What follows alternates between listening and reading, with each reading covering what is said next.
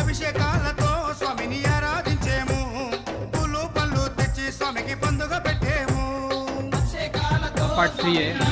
तेच तुम्हाला परत एकदा सांगतो जेव्हा 41 दिवस झाल्यानंतर ज्या मंदिरात आपण माळा घातलेली त्याच मंदिरामध्ये जाऊन आपल्याला येरमुडी असते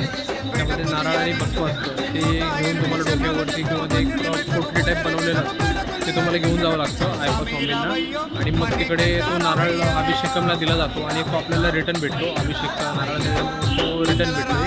तर तो जो नारळ आहे तो आपण घरी घेऊन यायचा आणि करतो तो त्यांना देत असतो अय्यप्पा स्वामींना आणि त्याचे अभिषेक घालतात तर ती इरमुडी ज्या मंदिरात तुम्ही ती माळ घातलेल्या गाळ्यामध्ये त्याच मंदिरामध्ये ती इरमुडी तुम्हाला हे करूनच जावं लागतं आणि 14 जानेवारीपर्यंत ते उपवास चालतात 14 जानेवारीनंतर मग ते अय्यप्पा म्हणजे तिकडे जातात शबरीमालाला मागच्या वर्षी मी केलेले उपवास आहे तेव्हा वर्षी मला काही जमणार नाही आहे म्हणजे आहेत काही गोष्टी त्यामुळे